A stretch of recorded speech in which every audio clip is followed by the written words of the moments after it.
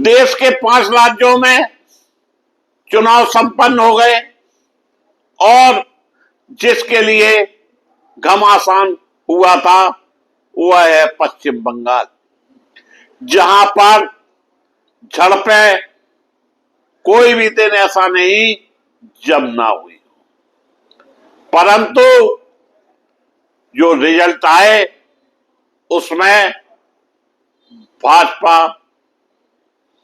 ने टीएमसी को हरा दिया और जो भाजपा ने किया है निश्चित रूप से इनकी एक ठोस रणनीति का नतीजा है। 15 साल से जहां ममता बनर्जी का एक छत्रराज था वह किला ढह गया है और भारतीय जनता पार्टी को आशा से अधिक 43 से 45% मत मिला है। वहीं ममता बनर्जी की पार्टी टीएमसी 36 से 38% पर थमसी गई है और वाम कांग्रेस जो 12 से 15% पर रुक गई है। दोस्तों, एक तरफ विपक्ष इंडिया गठबंधन की बात करता है, दूसरी तरफ विपक्ष अपने भी प्रत्याशी मैदान में उतारता है। कहीं ना कहीं विपक्ष कमजोर पड़ रहा है और भारतीय जनता पार्टी की जो ठोस रणनीति, ठोस तैयारी रही, उसका नतीजा कि ममता का किला ढह गया है। लेकिन भीड़ में जिस तरह से वोटिंग हुई है और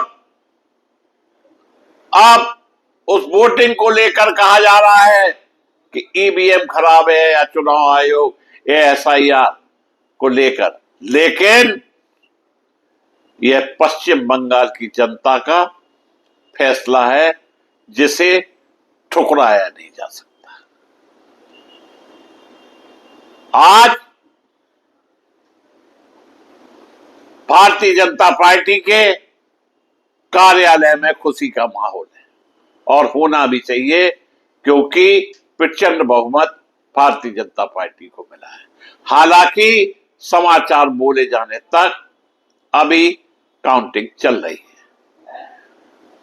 नंदीग्राम, भवानीपुर, जहां हर राउंड के साथ सांसें अटकती रही, यह किसने क्या कहा, क्या नहीं कहा, किसने कितना पाया, यह चुनाव है और चुनाव में वही खिलाड़ी जीतता है जिसकी पिच मजबूत रहती है।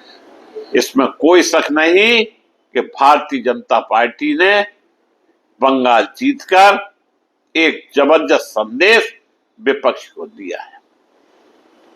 हालांकि केरल में सत्ता का पेंडुलम फिर झूलता नजर आ रहा है।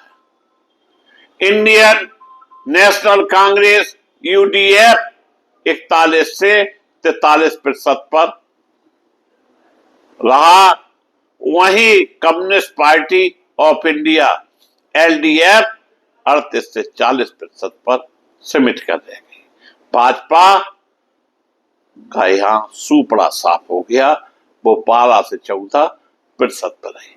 यानी पश्चिम बंगाल में भारतीय जनता पार्टी ने विजय प्राप्त की, वहीं केरल में कांग्रेस एक बड़े दल के रूप में उभर कर सामने आया।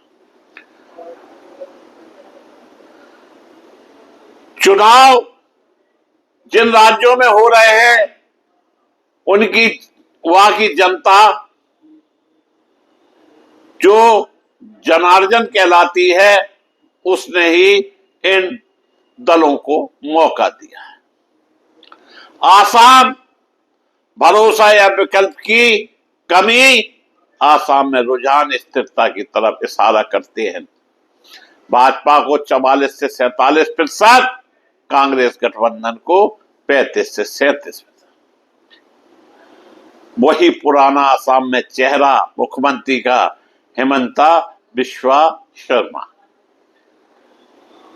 काम बोला है यह दावा है, विकल्प कमजोर यह विपक्ष का तर्क है।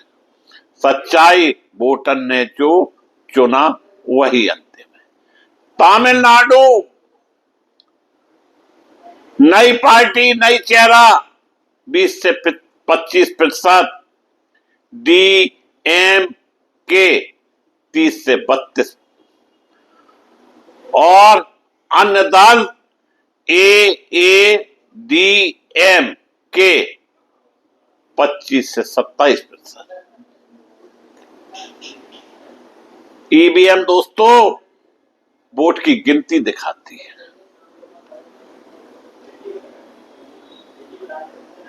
लेकिन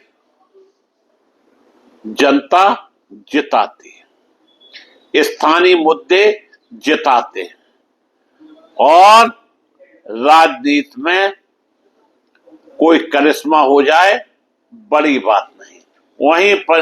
वहीं पुडुचेरी में भारतीय जनता पार्टी की सरकार बनती नजर आ रही है। राजनीति में सबसे बड़ा सवाल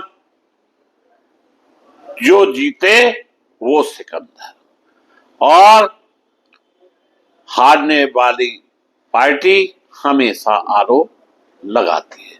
सबसे बड़ा सच सब वोटर के कंट्रोल में है। नारे बदलते हैं, चेहरे बदलते हैं, लेकिन जो नहीं बदलता वो है जनता का फैसला। यही जनता के फैसले ने 5 राज्यों में अपना रिजल्ट सुना दिया है। दोस्तों, जिन 5 राज्यों में चुनाव हुआ है, उन 5 राज्यों में चुनाव का अगर एनालिसिस किया जाए तो पश्चिम बंगाल में निश्चित तौर पर जनता बदलाव चाहती थी, और उसी बदलाव के कारण भारतीय जनता पार्टी उन्हें विकल्प के रूप में मिली, और जनता ने अपना भरोसा भारतीय जनता पार्टी पर दिखाया। केरल, तमिलनाडु, आसाम और एक अन्य राज्य जो कि बहुत छोटा है, यहां की जनता ने अपना रिजल्ट सुना दिया है। अब जो भी दल वहां से जीते हैं उनको चाहिए कि जनता से जो उन्होंने वादे किए हैं वो पूरा करें, क्योंकि चुनाव 5 साल बाद आते हैं और जनता जवाब जरूर मांगती है। निश्चित रूप से जो भी दल वहां से जीते हैं उन्हें जनता की कसौटी पर खरा उतरना चाहिए। आप देखते रहिए सीधे बोल, हम आपके सामने